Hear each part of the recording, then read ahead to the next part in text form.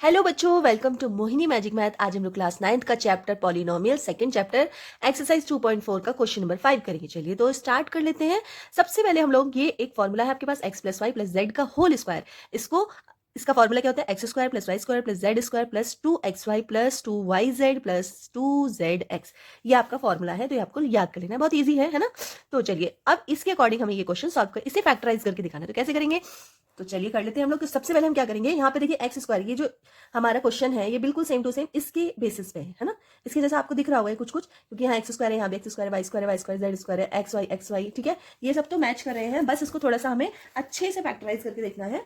तो सबसे पहले हम क्या करेंगे कि यहाँ पे दे रखा है 4x स्क्वायर, तो 4 को भी हमें स्क्वायर में कन्वर्ट करना है। तो हम क्या कर सकते हैं, 2x का होल स्क्वायर ऐसे लिख सकते हैं, ठीक है। 9y स्क्वायर है, तो इसको हम लिख देंगे 3y का होल स्क्वायर, ठीक है। प्लस z है 4, तो यहाँ पे क्या आ जाएगा 4z का स्क्वायर, ठीक है। यहाँ तक हमारी समझ में आ गया। फिर उसके बाद इसको हमें यहाँ पे सबसे पहले हम ये देखेंगे, कंपेयर करेंगे। यहाँ पर एक्स स्क्वायर है, यहाँ पे x की जगह पर 2x लिखा है, इसका मतलब x की जो वैल्यू है वो 2x है, ठीक है। y की वैल्यू क्या है? y की वैल्यू है 3y। और z की वैल्यू क्या है? z की वैल्यू है आपकी 4z, ठीक है। इतना हो गया। अब हम क्या करेंगे, ये वाले हैं इनको भी ब्रेक कर लेंगे इनके अकॉर्डिंग। तो सबसे पहले 2 दे रखा है, तो हम 2 लिखेंगे, मतलब इसी को ही फैक्टराइज करके 2 कर लेंगे। या फिर आप चाहो तो साइड में 12 के फैक्टर्स कर सकते हो। जैसे मैं अगर यहाँ पे कर लेती हूँ, ठीक है। 12 के फैक्टर अगर मैं करती हूँ तो क्या क्या आता है? 12 के फैक्टर्स, 12 के फैक्टर्स आएंगे, 12 के फैक्टर्स क्या आएंगे? 2 से, तो ये हो जाएगा 2, ये हो जाएगा 6, 2 से 3, 3 से 1। तो आपके 12 के फैक्टर क्या क्या है? 12 के फैक्टर आ गए 2 मल्टीप्लाई 2 मल्टीप्लाई 3, ये है ना आपके फैक्टर्स। तो यहाँ पे एक 2 तो आपको फॉर्मूले में दिया हुआ है, 1 मिनट में दिखा देती हूँ आपको। ये देखिए, एक 2 तो आपको फॉर्मूले में दिया है, तो ये वाला 2 तो इससे कैंसिल, मतलब यहाँ पे ऐड हो जाएगा, मल्टीप्लाई हो जाएगा, मल्टीप्लाई हो जाएगा, ठीक है। नेक्स्ट आपको दे रखा है एक्स की जगह यहाँ पे एक्स दे रखा है, और एक्स की वैल्यू आपको क्या दे रखी है? 2x, तो आप क्या लिखेंगे? 2x। और y की वैल्यू क्या दे रखी है? 3y, तो 3y लिख दीजिए, ठीक है। अगर आप इन तीनों की मल्टीप्लाई करेंगे तो क्या आ जाएगा आपका? 12xy, ठीक है। नेक्स्ट आपका यहाँ आ रहा है माइनस, और यहाँ भी है माइनस, जबकि हमारे फॉर्मूले में प्लस प्लस है, तो उससे कोई मतलब नहीं है। प्लस हो माइनस हो, हमें फैक्टराइज करने के लिए ये फॉर्मूला सिर्फ हेल्प करता है, ठीक है। बाकी हमें अपना माइंड लगाना होता है। तो सबसे पहले तो यहाँ पे प्लस है, तो मैं प्लस ही लिखूंगी, ठीक है। यहाँ पे 2 है तो 2 ही लिखूंगी। और 24 के फैक्टराइज क्या होते हैं? तो 24 के अगर फैक्टर्स मैं करती हूँ तो 24 के होते हैं 2, 12 हो जाएगा 2, 6 हो जाएगा 2, 3 हो जाएगा, 3 1 हो जाएगा। मीन्स इसके फैक्टर आ रहे हैं 2 इंटू 2 इंटू 2 इंटू 3 आ रहा है, ठीक है। यहाँ पे 2, एक तो हमारे पास फॉर्मूले में 2 है, तो ये 2 तो इस फॉर्मूले में चला गया, 2 लिख दिया हमने। एक y की जगह पर यहाँ पे दे रखा है 3y, तो मैं यहाँ लिखूंगी मल्टीप्लाई 3y। और z की जगह पर दे रखा है 4y, ये 3y भी कट गया है, यहाँ क्या दे रखा है? z, 4z, तो ये हो जाएगा मल्टीप्लाई 4z। लेकिन अब एक चीज नोटिस कीजिए, देखो यहाँ भी माइनस है और यहाँ भी माइनस है, और इन दोनों में देखो यहाँ भी z प्रेजेंट और यहाँ भी z प्रेजेंट है। मीन्स जहां भी z प्रेजेंट है वहां पर माइनस का साइन आ रहा है, इसका मतलब जो z की वैल्यू है वो माइनस में होगी। तो मैं यहाँ पे -4z लिख देती हूँ, ठीक है। क्योंकि देखना, आपने नोटिस किया कि यहाँ भी माइनस है, यहाँ भी माइनस है, और दोनों जगह z है, z प्रेजेंट है तभी माइनस आ रहा है। देखो यहाँ पे xy था तो माइनस नहीं था, ठीक है। तो इसलिए यहाँ पे z की वैल्यू क्या हो गई? -4z। अब मैं जहां भी -4z लिखूंगी, ठीक है, यहां भी मैं इसको माइनस कर देती हूँ, ठीक है। आगे समझ में? अब ये वाला भी, इसको मैं थोड़ा सा नीचे लिख देती हूँ क्योंकि यहाँ पे जगह नहीं है, तो ये हो जाएगा आपका, यहाँ लिख देती हूँ, ठीक है, +2, क्योंकि मैं इसे कंपेयर करूंगी 2 और 16 के अगर आप फैक्टर्स करो तो कितने हो जाएंगे? 2, 8, 2, 4, 2, 2, 2, 1। मीन्स इसके जो फैक्टर होंगे वो होंगे 2 मल्टीप्लाई 2 मल्टीप्लाई 2 मल्टीप्लाई 2, ये होंगे इसके फैक्टर, ठीक है। अब यहाँ पे एक तो 2 ऑलरेडी यहाँ पे हमें लिखना ही है, तो एक 2 तो कैंसिल ही हो गया, बाकी बचे 2 2। तो x की वैल्यू हमारी क्या है? 2x, तो हम लिखेंगे मल्टीप्लाई 2x, तो एक और x कैंसिल हो गया, क्या बचा?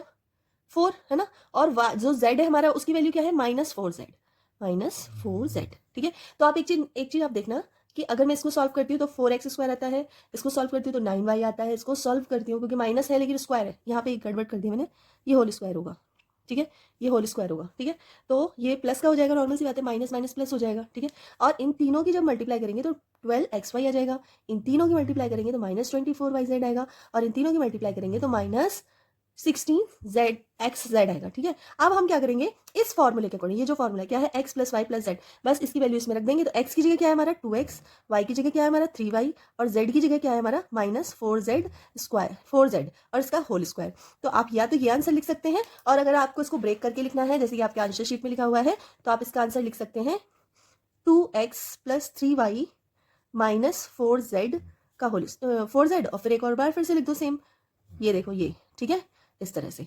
तो चलिए बस इतना ही है इसमें। और ये जो ये है ना, ये रफ वर्क है, सॉरी मैंने यहाँ पे कर दिया, मुझे यहाँ नहीं करना चाहिए था इसको, ये मुझे रफ में करना चाहिए था। तो आप ये वाला पार्ट नहीं करना है यहाँ पे, ये वाला पार्ट रफ में कर देना। बाकी आपका क्वेश्चन हो चुका है। सेकंड क्वेश्चन कर लेते हैं 5 का सेकंड पार्ट।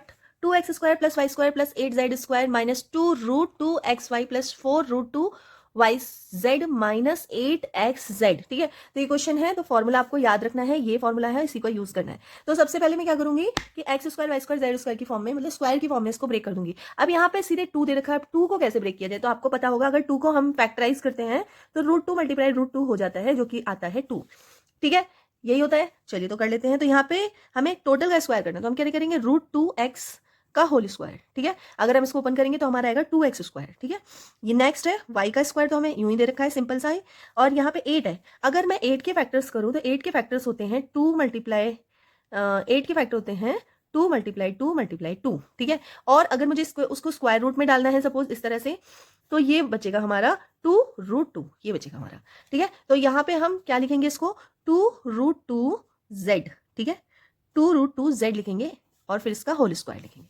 समझ में आ गया। अब हम क्या करेंगे, सबसे पहले x की वैल्यू क्या निकली हमारी, x की वैल्यू हमारी निकली √2x।